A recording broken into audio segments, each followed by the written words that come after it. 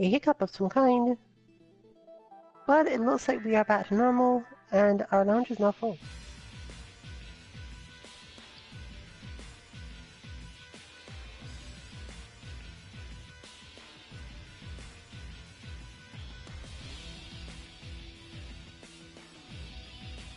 So continuing onward.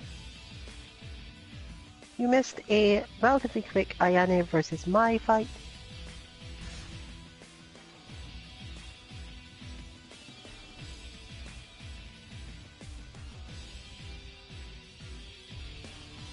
But we seem to be moving on.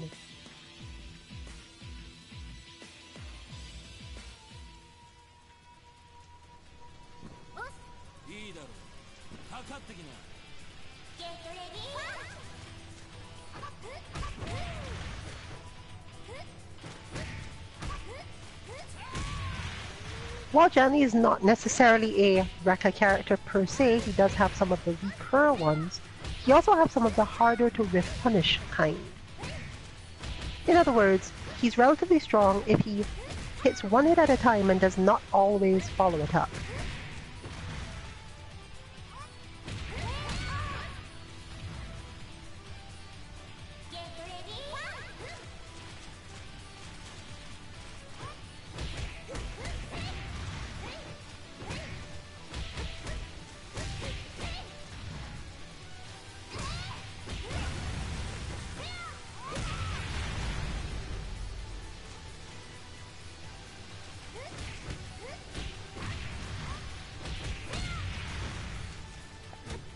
He doesn't have a ton of variation, but he has just enough to make it difficult for a player to know exactly where to hold if he's doing stuff in pressure. In short, because the character has relatively quick moves from close and can vary them just enough, he gets more or less free pressure in particular situations. As you get higher level, of course, this goes away. The opponent starts to see things better. And technically there's no such thing as free pressure in this game, but we're talking about beginner play. Or at least beginner to intermediate play. What he does not have is a whole bunch of really great mix-ups into lows, meaning that once he starts, if you're comfortable enough blocking for a while until you've learned your opponent's flow, you should probably just do that.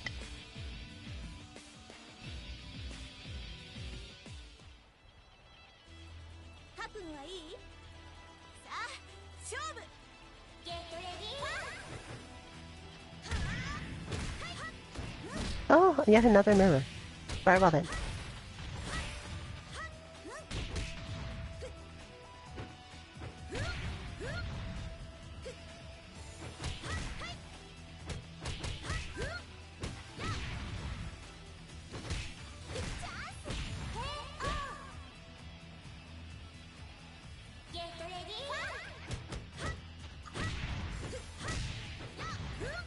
You can see that by Lei Fang's movement, if she's hitting at the correct range, she's not the easiest character to throw when she makes a mistake, even if it's a whiff.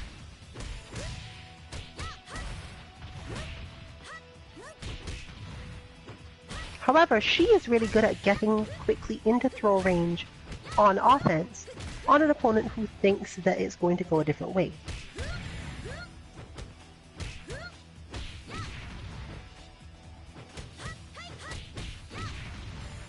With a strong ability as well, compared to many characters, to do a forward moving, let's call it a high-low mix-up for those who are just getting used to this sort of game.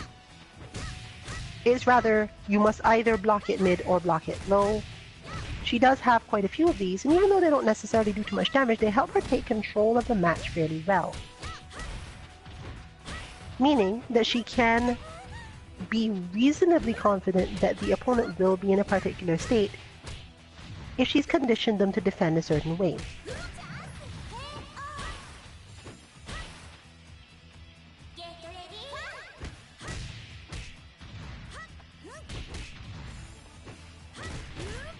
And from there, once she's gotten into a movement that makes you think, oh, she's going for a mid, I need to block mid, then she can do stand throw without stressing herself out about the potential of you crouching under it.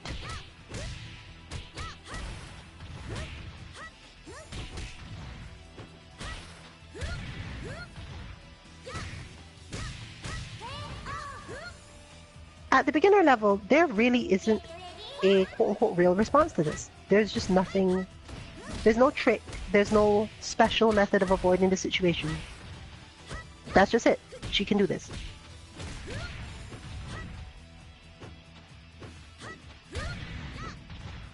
You can sidestep out of her relatively linear forward movement, but she does have some good tracking moves that can go into the same space. Still, if you would prefer not to have to deal with that particular aspect of it, you should definitely consider sidestepping, and probably doing it really early when she's still far enough away from you that her second hit hasn't happened. Because while she can do tracking from there, it doesn't tend to hurt that much when she does. And since her tracking moves tend to be approximately the same, you could sidestep into hold or get some fairly damaging holds as a whole on her as a result of this.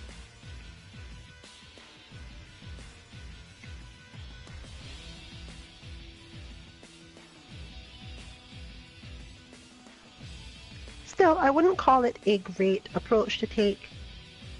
She's an easier character to deal with if you're willing to put up your own offense. If she's managing to control you with her offense, you might want to rethink the way you're playing the matchup as a whole, as she's not specifically that strong an offensive character.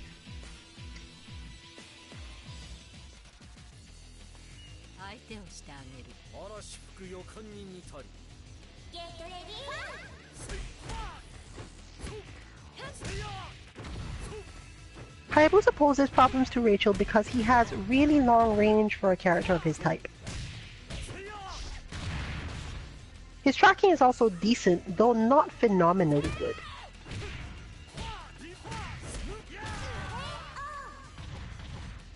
The main problem being that he is one of the few characters able to easily control Rachel's approach to the point where she either will have to try for the attack and commit to it or not. It's similar to fighting characters who can go straight through fireballs if you're playing a zoner normally.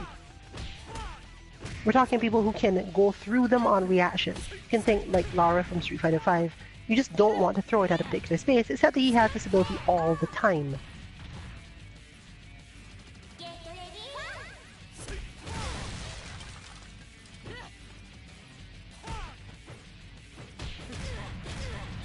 Rachel's better option here is, of course, to utilize her kicks instead.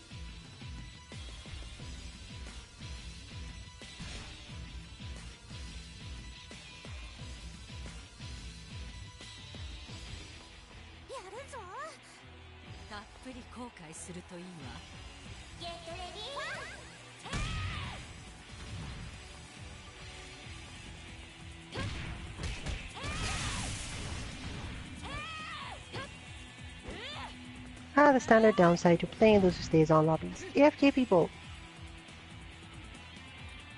But combo practice is combo practice. Or movement practice. Or whatever you want, really.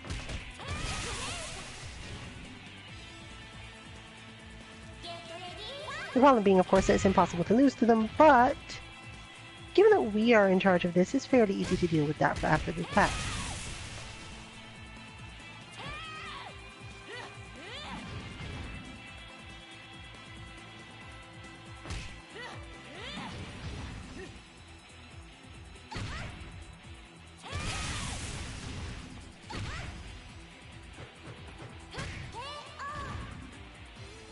Well, seems they're back. Unlikely to play seriously for at least 2 rounds. Maybe. Depends on how interested they are in playing Honoka in the first place.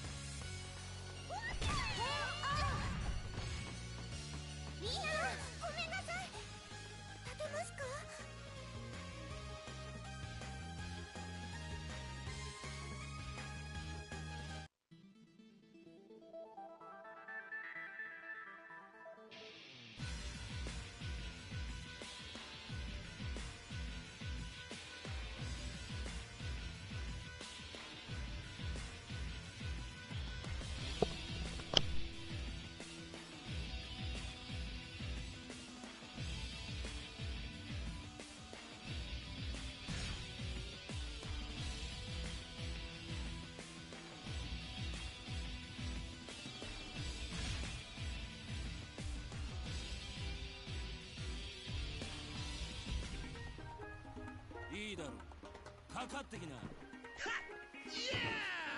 Let's talk more action! Get ready!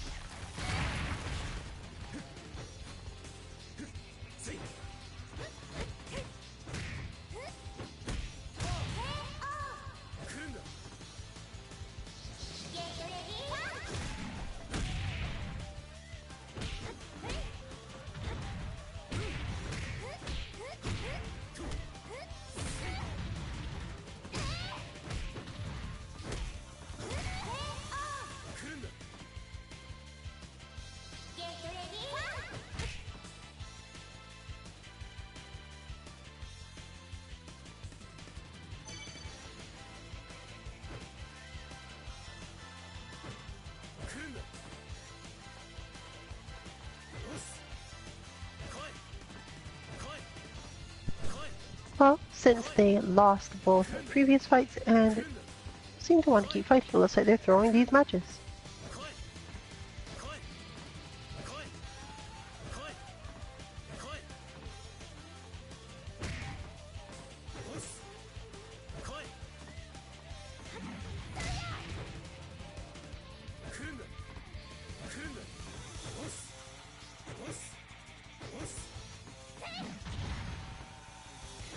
Your usual best option in these situations is to try practicing combo based on some move that you are not used to being able to juggle out of, or a wall bounce combo that you can't normally get.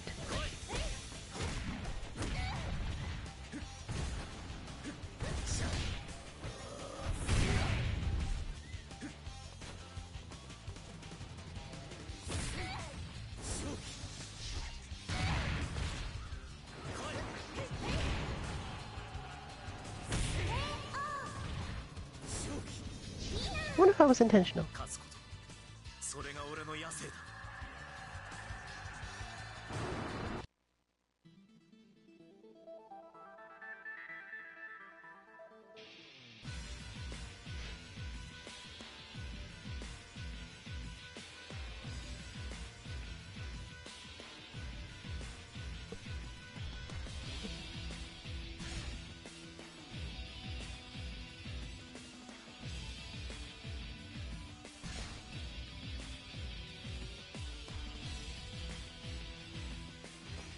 相手をしてあげるお願いしますゲットレディーファイ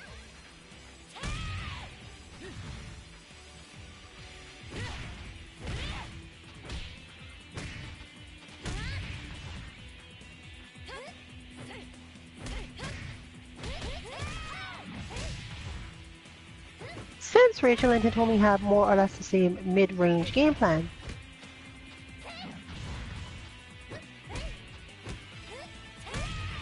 it's difficult for either player to decide, based on things their opponent is doing, how to get advantage specifically. Neither of them has phenomenally good lows for the job either. But that is still one of their better options in most situations, to go up against the other with some unexpected low hits.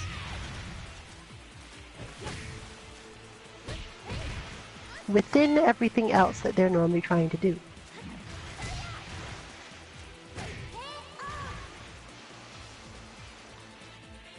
While the lows are not generally too rewarding in themselves, using them can prevent you from falling into the trap of making yourself predictable enough for your opponent to quickly counter. And no one likes getting hit, so even though it is in the best interest of both players to completely ignore when the lows actually hit them, most of us aren't going to do that.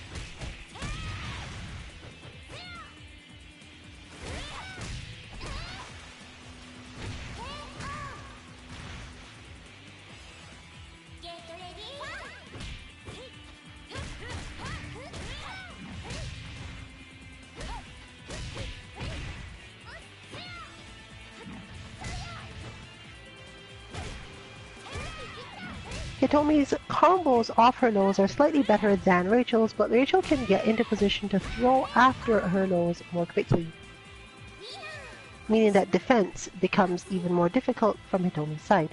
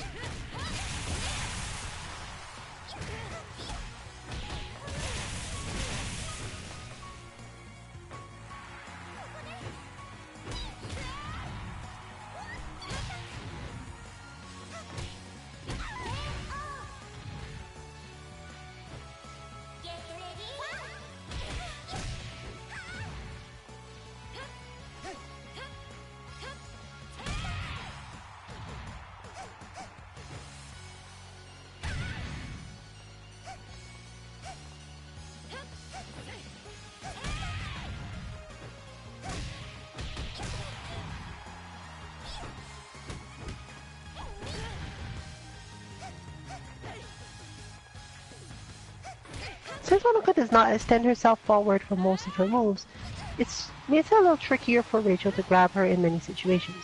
Rachel does have lunging grabs, but these are slower and would be more likely to cause problems for her trying to catch Honoka, as Honoka can often crouch for a moment between things and keep herself safe that way.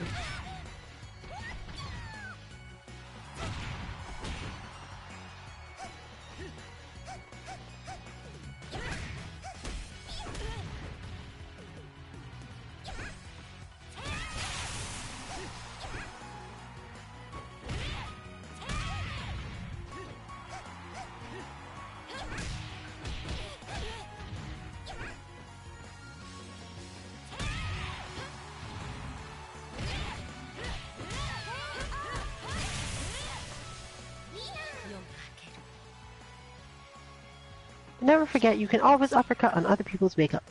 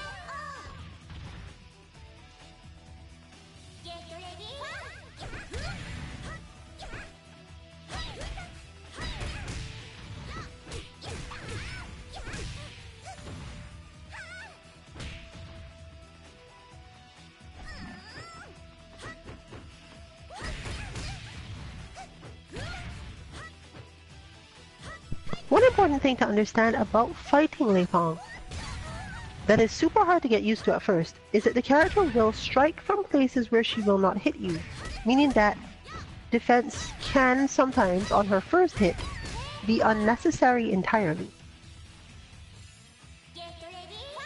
She's one of those weird characters where if you move away from her, you're technically playing into her hands a little bit, as she often attacks from a space where she gets to take advantage of you doing so. It can sometimes be safer to simply stand your ground entirely and either hold or whiff punish whatever she does.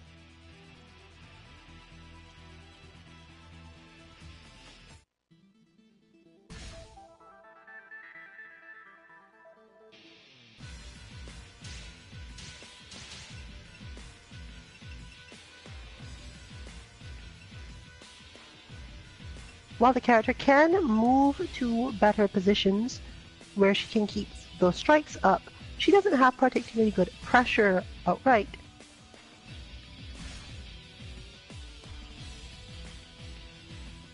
Meaning that even if you did stay still long enough to just block right after, you're probably still fine. The difficulty is making sure that you did block.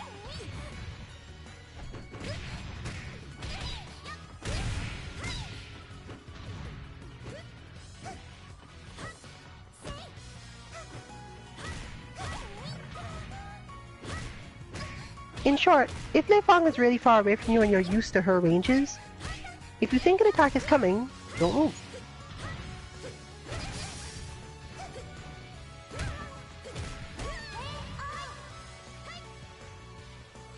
She telegraphs most moves that could be done from far enough away, meaning you could just hold them.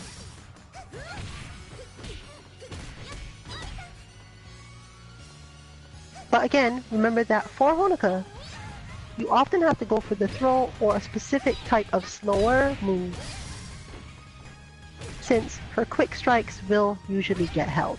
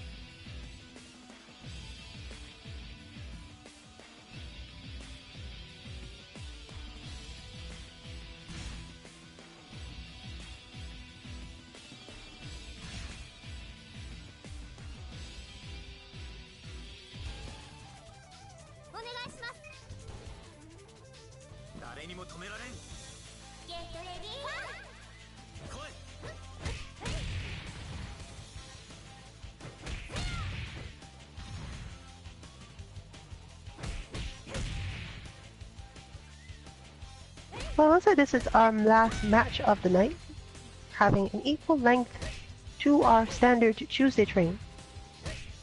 And it looks like Listerine is giving up the first rounds instead of the latter. Probably more interesting that way. Or maybe not. Hard to say. One way or another, Lounge will be closing after this match.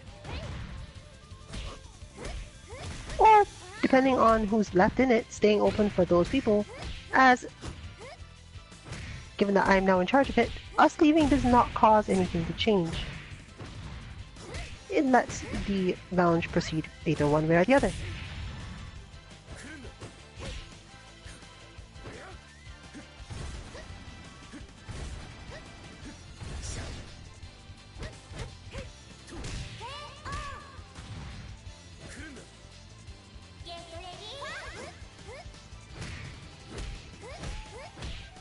tomorrow we should be having Standby Casuals again in Street Fighter V.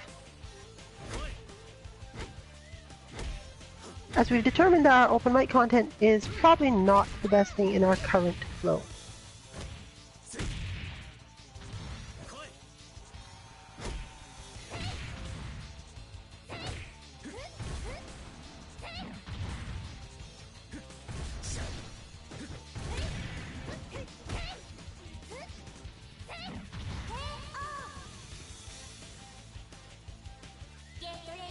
On Thursday, we'll be back with our Dragon Ball Fighters beginner to intermediate lobby, Kame House.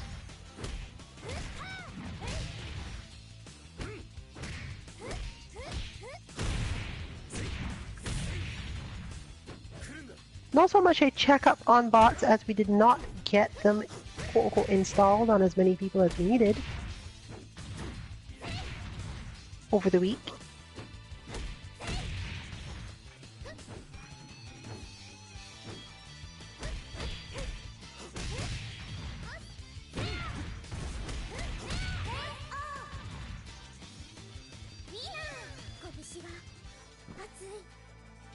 But join us next week for similar things. We'll be having more Dead or Alive on Friday.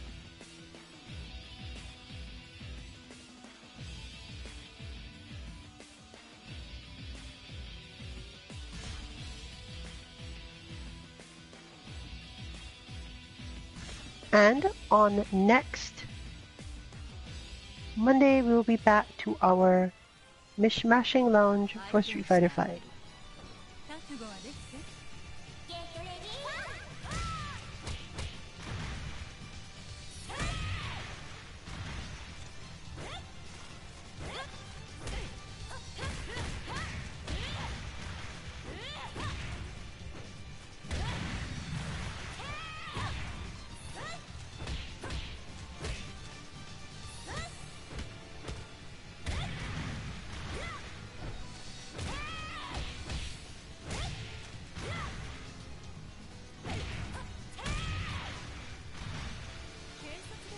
Next Tuesday, assuming that everything is fixed, we'll of course be back on the Tuesday train.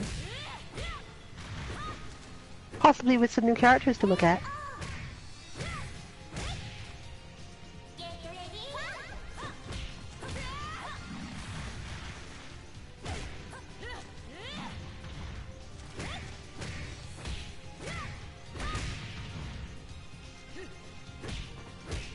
And we're not quite sure whether or not there will be even more DOA on the week after that, if you are interested in that. As we may have a new Dragon Ball FighterZ bot to demo by then.